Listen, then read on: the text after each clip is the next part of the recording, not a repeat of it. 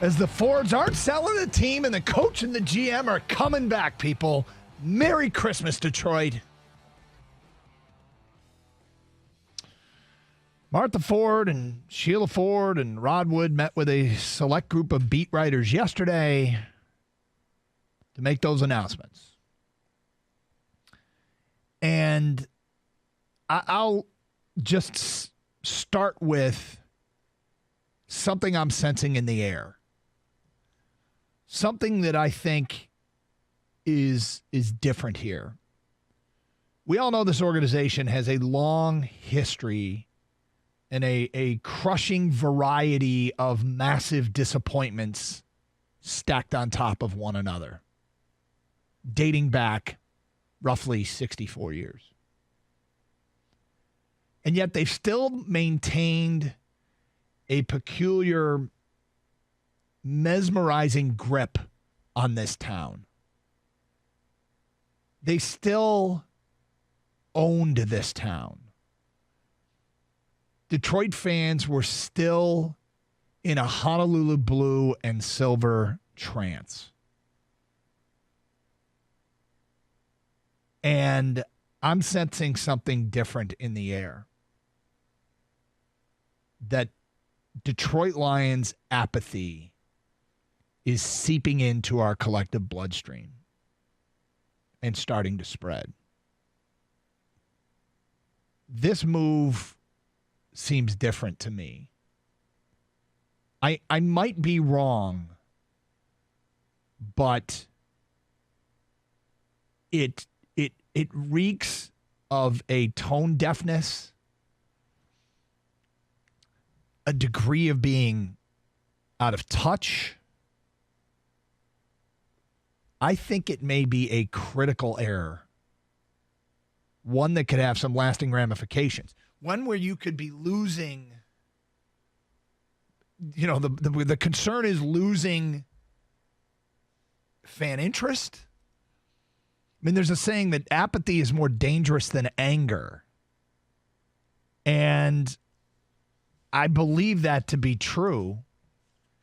And I feel like this isn't some sort of movement where, the radio station says stay away in droves, or, there's a bunch of people buy T-shirts and, you have nobody to blame for yourself. You go to the games and people stop going to. These things happen organically. They really do. It's not a bunch of callers calling the talk show and saying, hey, don't go. It's not a host saying, hey, don't go. I think people choose to do with their free time and their expendable income what they want to do with it. And really, I mean, I suppose some people can be influenced by what is said here on this station or some Facebook movement to stay away from the Lions, but I think it really happens organically. I sense it might be happening now. I sense that this might be the single most dangerous move or non-move made since I remember caring about this team. And there have been all kinds of moves that left us wondering what the hell's going on. And yet I felt like Detroit still genuinely, authentically cared about the team and cared about the future and the direction. And I don't want to overstate the case. And yet, where we sit, we get a lot of feedback. We get a lot of outrage. We get a lot of people who are elated with what our teams are doing. We get a lot of people, not now, but over the course of time, we get a lot of people who are vested in what our teams are doing. And I feel like that there is a frustration that perhaps we have reached some sort of uncharted tipping point with the announcement that this regime is sticking around. You know me well if you've listened to the show. I've been at this radio station for almost 20 years. And one of the things, it's just the way I'm wired. And I'm wired this way because I'm at the core a sports fan. When my teams are doing great, I watch with great intensity and interest because obviously it's rewarding to be a fan of that team, and it's fun, and it's exciting, and it's tense, and you may have a chance to win something, and you follow and live and die with every snap of the football, every shift on the ice, every trip down the floor, every pitch, man. Some of those baseball playoff games where you'd hold your breath and you'd exhale for the 40 seconds between pitches, and then you'd hold your breath again. We all have lived it, right? And that's when it's easy to be a fan. When our teams stink, okay, I'm just wired to find a path for it getting better. That's just the way I am. And some people mock me for it, and I don't care. But when a team is bad, I got the Red Wings on last night. And I'm like, all right, I'm totally focused on Hronek tonight. I'm just going to watch his every shift and every move, and young guy, hope that he is a cornerstone moving forward.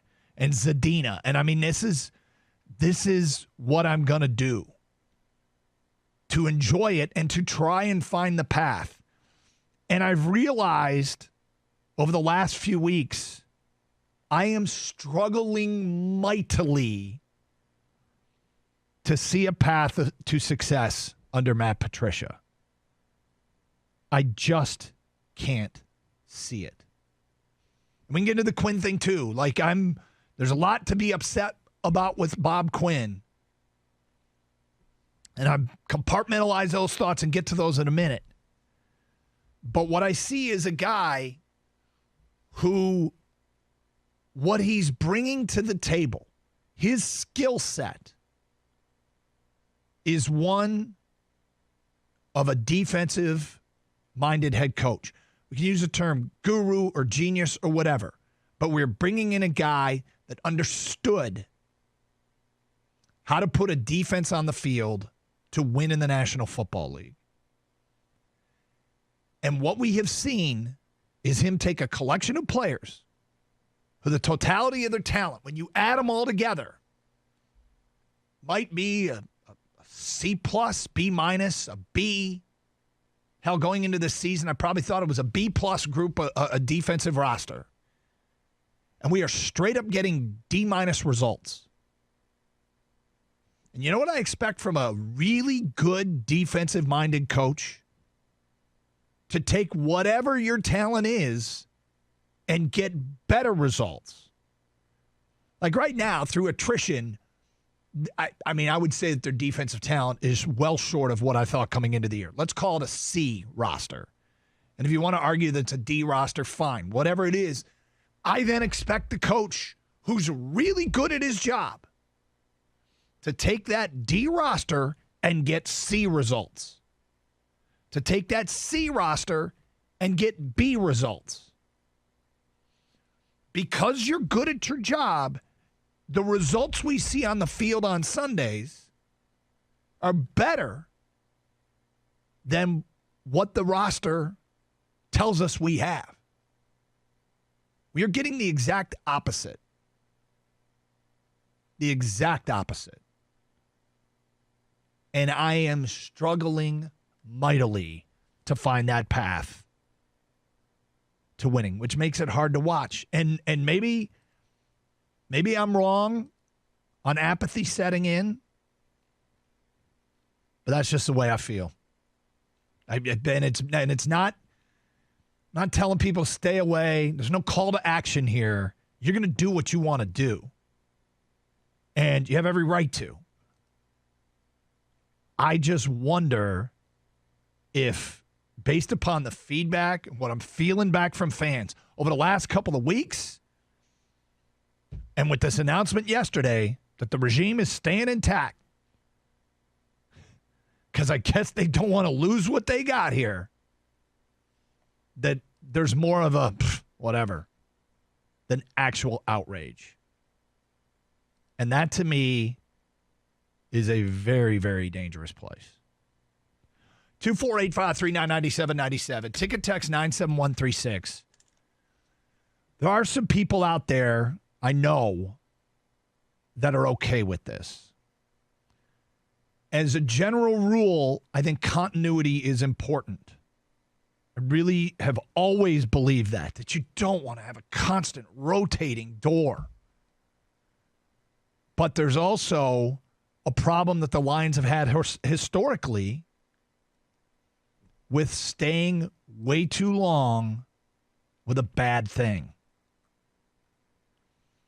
And I'm willing to, and I will continue to be willing to judge each Lion regime, from ownership to GM to coach, based upon what happens under their watch.